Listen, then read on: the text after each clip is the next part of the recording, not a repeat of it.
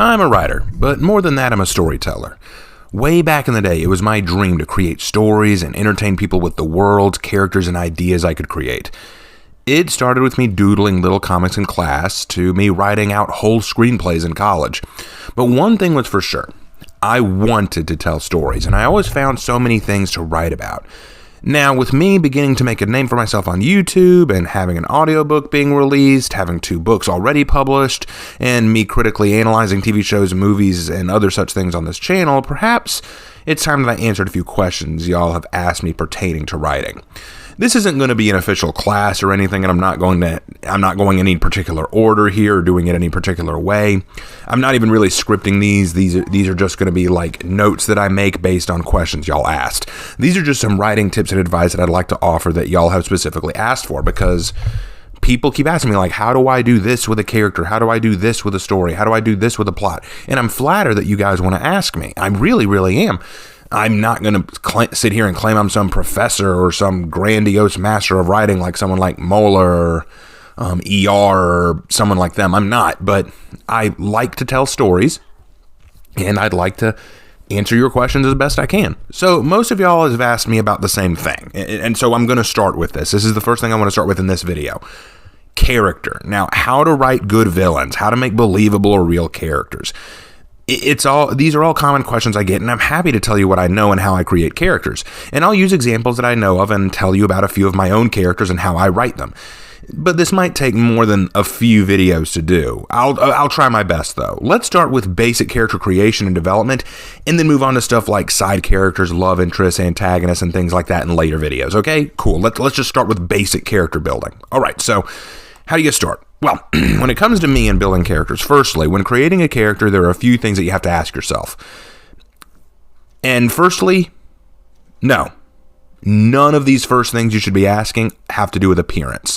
One of the biggest problems I see with people who create characters is they start with a general look and then build a character off of a look. Like, for example, they'll go searching Pinterest or Google Images or DeviantArt, and they'll find really cool looking images of some anime girl in a witch outfit and just say, I'm going to write a story about this character. Or you go looking and you find a really cool picture of a little kid with a magic wand or a knight with a sword, and you go, I'm going to write a story about this character. You shouldn't do that. I mean, you can technically, but that's not the way I would recommend doing it. Newsflash. Looks and appearance do not define a character. The character defines the look most often. Now, there are, of course, some exceptions, like Frankenstein, the Hunchback of Notre Dame. These are characters whose character was often defined and caused by the way they look. So I'll give you that. But in terms of creating a character, that's not the first thing we should focus on necessarily. And you'll see what I mean. Take Darth Vader, for example. Darth Vader. Think about how he looks. Yes, he's more machine now than man. Twisted and evil. Looks scary, but even in the trilogy, it was implied that his look was the result of his own doing and not the reason for his evil. Compare him to someone like Darth Maul. The dude barely had any dialogue in the movie he was featured in, but man, did he have a scary look. My mom used to think he was Satan. But tell me, without looking into the expanded universe or the Clone Wars cartoon or anything else, what else, based on the movie The Phantom Menace, do we know about Maul only based on the movie? Very little. His design was all that sold him, and he was barely a character. It took extra stuff and added content to make him an actually engaging character. At most, what he was an intimidating villain. At most, what he was an intimidating obstacle. But he had no real character, no real presence, no real motives, no real goal. He wasn't that much of a character, I'm afraid. Just a scary monster to have to fight in the end. And that's all he really was. Now, yes, when we look into the expanded universe and stuff, it changes. But I'm looking based solely on what he was in the movie. So, no.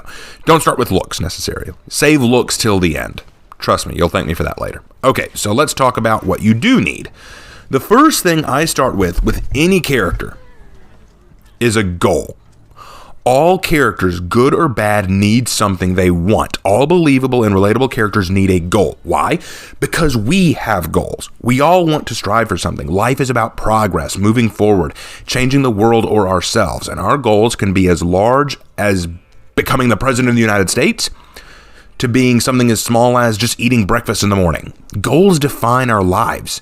If you tell me, well, I don't have any goals, then my next question is, well, then what do you do with yourself day to day? When do you decide it's time to eat? Time to wake up? Time to do all these things? When do these things happen? Because at some point you even need to make the tiniest goal of, I'm going to go outside today, or I'm going to make lunch today, or I'm going to win at Mortal Kombat 11 today. Like, something had to click in your mind and say, I'm going to do this today. These are still technically goals, right? Now, the other thing about goals is they must be tangible and attainable. They have to be something that can actually be reached and obtained. Don't, like, for example, a goal, if you're telling your story about a detective story where we're bound by the rules of logic and real world physics and all that stuff, your character's goal shouldn't be that he will grow wings and fly like a superhero. They have to be somewhat realistic. I think All Might said it best in My Hero Academia. 力がなくとも成り立つとはとてもじゃないが口にできないね。だが相応の現実も見なくてはな、少年。 There's nothing wrong with having a dream. Just make sure that they're attainable, realistic. They've got to be something that can naturally be reached. Otherwise, it's just wish fulfillment. It's fantasy. Okay, so let's use an example. Okay, here's an example. Luke Skywalker. I love Star Wars. I'm always going to go back to Star Wars for examples on this because I think Star Wars had some very well-written characters. Luke's initial goal in the first movie can be summed up in 3 parts. 1, get off of Tatooine. 2, save the Princess Leia. And 3, destroy the Death Star.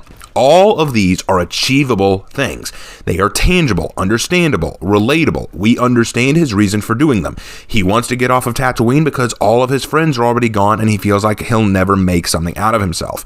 He wants to save Leia because she ignites his lightsaber. He wants to destroy the Death Star because he realizes that an awful threat it is and wants to do something about it. Clear and tangible goals. Okay, but having a goal, I should say, is only half the battle. Next, you need to be actually working to get it. And you might be thinking, that's silly. If you have a goal, wouldn't you naturally work for it? Well, that's the difference between what I call the active character and the passive character. A character who basically does nothing and lets the plot happen is a passive character. Let's take Luke versus someone like Harry Potter. Now, yes, Luke didn't leave home and start his journey until his uncle and aunt died. But before they died, he also personally chased after R2-D2 when he ran away, went with Ben Kenobi to his house to watch the recording of Princess Leia, and then sold his speeder to pay for the trip off planet. Okay, he did that after his uncle and aunt died, but I digress. Point is, even though he wasn't technically jumping onto a spaceship and flying away, he was still being proactive. There were things he was doing that were making an impact. He chased after R2-D2 when he could have easily just said, you know what, I don't care. I'm not going to bother. We'll buy another one off of a Jawa, or I'll go into town and get another one. And 2, he went with Ben Kenobi when he could have said, no, thanks for your help, Ben, but I'm going to take my speeder and get out of here. And when he was with Ben, he asked questions about his father, asked questions about the Clone Wars. He wanted to learn more. He was still somewhat active. Harry Potter didn't try to escape the Dursleys until after he gets his letter. In fact, let's discuss Harry Potter's goals in the first movie, in the first book. He could have, I see him with 2 goals. The first goal was to get away from the Dursleys and become a wizard by going to Hogwarts. That was his first goal. His second goal was to, at the end of the movie, stop Voldemort from entering the hidden part of the castle and getting hold of the Sorcerer's Stone. Those would be the 2 big goals that I think he had. Okay, so what does he do to achieve them? Well, like I said, he didn't try to escape the Dursleys until after he gets his letter. But then after that, the story kind of dragged him along until that end goal. He's more of a passive character. He has a goal to escape the Dursleys and become a wizard like his family, but he doesn't do as much to achieve it. Like, for example, okay, so he works to get the letters that are floating around in his house. The Dursleys take him away. Hagrid shows up, tells him that he's a wizard, and then he just follows Hagrid, and Hagrid leads him to Diagon Alley where he buys what he needs. Then he is led to Platform 9 3/4 where he's told how to get on. Then he gets on to Platform 9 3/4 where he's told to go into the castle, where he's given a school curriculum and a school guide, and he's going to classes. And then he is at class where he happens to catch a snitch. Oh, no, he catches I don't remember what it was. He caught something. And then that got him the role of seeker on the Quidditch team. Not a goal he had, mind you. That wasn't one of his goals. It just happened. He was pulled along. The plot kind of dragged him along into these different roles. It wasn't until the end, when the Sorcerer's Stone was a thing, that we finally see him start going, okay, we need to learn about this. And even then, what personal stake did he have in it? That's another thing that I want to talk about. Goals should also have some personal relevance to the character. See, that's the thing. If your character says, oh, I want to be a superhero, ask why. Why do you want to be a superhero? And they could have any answer. I don't care. They could say, well, I want fame and fortune. I want to be famous. I want to get the girl. I want to do the right thing. There are lots of reasons someone becomes a hero or a villain. But there has to be a reason, and a personally motivated one too. Like take Spider-Man. Spider-Man becomes a superhero because he wants vengeance for what happened to his Uncle Ben, and then realizes with great power comes great responsibility, and he decides that he's going to take that responsibility. Batman becomes a hero because his family died, and he wants vengeance for that. Superman becomes a hero much for the same reason of Spider-Man. He has the responsibility to his powers. Why did Harry Potter want to get the Sorcerer's Stone before he knew Voldemort was involved? Why did he have a stake in it? Was it to prove that he could be a great wizard? No. Was it to pass a class or pass a test? No. It's just to do the right thing, which is fine, but it's a little loose. Doing the right thing is usually a very loose reason, in my opinion, but that's my personal opinion. I feel like when a character just says, I want to do the right thing. Well, right is a very arbitrary and vague word. What is right to you? What do you mean by right? But I've dwelled on that long enough. Okay, so point is, Luke is a much more active character because his goals are relatable. We understand why he has these goals. We understand why he wants to achieve them, and we watch him try to achieve them. Harry starts off with a goal that he starts to pursue until the plot kind of picks him up and carries him along the way until it drops him into a part of the plot where he can actually have a goal again. And it's kind of vague why he has a personal stake in it, because he doesn't even know Voldemort's really behind all this until a certain point, and by that point he'd already started taking steps towards uncovering the truth. So aside from goals, what's next? Well, there's a plethora of things we need to understand about our characters. A character isn't just a role, right? It's so easy to just dumb one down to a role. Like if you said, okay, this is my superhero, this is my supervillain, this is my damsel in distress, this is my comedic character. Like, take Superman. Define his role. Well, he's a superhero. He's the paragon, the one who saves everyone. And yeah, it's easy to put him into that, but here's a brainstormer for you, and this might help you understand what I'm talking about. Here's a brainstormer for you. Tell me, what is his favorite food? What's his hobby? Does he have pet peeves? A particular music he likes or doesn't like? What's his biggest fear? Now, I'm sure he has those things, and I'm sure if you're a big enough fan of Superman, you could probably tell them to me. You could probably lay out what these things are to me in the comments if you actually know from a Superman comic where they explained it. But my point is this: if you treat your characters as people with likes, dislikes, interests, desires, fears, then they will feel more real to you and to your reader. Now, it's very possible that none of these things will come out in your story, but minor details can help set up great scenes or set up a character's actions and behaviors. For example, in one of my stories, Shogun of Crime, it's the story of a Yakuza crime boss building a criminal empire in America. The protagonist, Oichi Taiga, is setting up a dinner meeting with a local small-time gang leader. The dinner is spaghetti. This is because Oichi loves spaghetti. It's her favorite food. She learned to make it herself and made her own sauce recipe. I designed that for her early in her character creation before I even started writing the story. That meant when I got to the scene of her making dinner, I already knew what she would make because I had taken that next step. It then gave me the idea that when she stabs the rude and insulting messenger from the gang leader, she uses the pasta sauce as an excuse for the red stain on her pants. Sometimes something as minor as a favorite food can help you come up with great ideas for the future. Little things about a person build up into big things, their habits, their hobbies, their interests. But now the big question to ask is, how do you go about this? Like, how do you instigate these for characters? What's a good method? Seems like a lot to put together, right? Well, what I do is I make interviews. I treat my characters like they're my children or a pen pal from overseas, and I'm asking them about their lives, their interests. I want to know them. I want to feel what they feel and know what they know. I pick their brain a little. I I let their responses feel genuine and purposeful. I may even ask some hard questions like if they have good relationships with their family, if they even know their family. Then I let my imagination create a visual response. Would they get angry and sneer at me? Would they laugh off the question? Every detail can help build a better picture of the kind of character I'm designing. Yes, these are little things. Even some things that you might think don't matter. They're never going to be important in the story. But these little things add up to great things. Tiny little details, understanding the little things about your character. Now, I'm not saying you need to design the name and breed for their second pet dog. Okay, that's not what I'm saying. But things about their character that you think you would want to know about them. Things about them that you'd think just might help you understand them a little better. If this person was your friend, or your child, or your spouse, or your sibling, wouldn't you want to know them? You're about to tell their story. Wouldn't you want to know these things about them? What do they do in their spare time? That can help you answer a lot of questions. Just minor things. Now, we can talk a bit more about appearance. And now we can talk about appearance now. I think now is a good time to go into appearance. For example, let's say our main character is a ninja who jumps across tree limbs, right? He loves tree climbing. He loves assassinating. He can perform awesome feats of swordsmanship. He's a swordsman, right?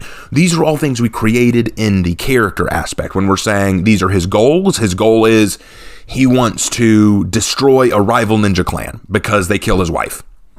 Okay, fair enough. Very much the Scorpion angle, right? Okay.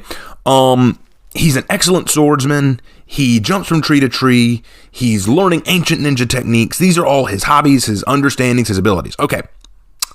Now, when designing his look, I doubt he's 400 pounds overweight. If he's a ninja, I highly doubt he's white or black. He's most likely Asian. He might have some scars on his body from training. He might even have some cuts along his arms and hands from swordsmanship training. He might even have a gash across his eye from swordsmanship. But now let's say that we're talking about a housewife, like we're talking about a character who's a housewife. She loves her kids. She loves her husband, spent most of her life dreaming about getting married and being a wonderful woman, and goes to church on Sundays and goes to her local grocery store with coupons. Yeah, it's a simple character. I doubt she'd have battle scars. I doubt that she would have a tattoo of a kanji symbol tattooed over her right breast. See, by understanding the character first, we can better understand how to design the look. If you build the look before you build the character, you run the risk of letting the look define the character. You say, okay, I really like this look. I like this idea of a 400-pound ninja, or I like this idea of a mom with a tattoo of kanji and skulls all over her. Okay, wait, then that means she can't do this, and I need to change this about her, and I need to add. Now you're limiting yourself too much. Build the character first and let the character build the look. That's usually a good way to go. Obvious exceptions are ones like Quasimodo, but the difference between people like Quasimodo is Quasimodo's look defined his character in a very different way. Because he looked so scary and because he looked so ugly, it caused him to have self-doubts about who he was. So his look in that case did define his character, but as a general rule, it's usually not a good idea to let the look define the character. I'm just saying there are exceptions, generally though. Okay, done with that. Consider the story you want to write too. Consider the story you're trying to write. In my story, Shogun of Crime, I mentioned it. I wanted to create the story of a crime boss, a female crime boss, a woman who came to the city initially to marry into a criminal family but ends up killing her new husband to begin assuming control. What kind of woman do you think that is when you get that mental image? What would she look like? Okay, probably Japanese since she's Yakuza. That's Japanese. Okay, that's her ethnicity. I imagine she wants to make a statement, okay? She's trying to establish herself as a new crime boss.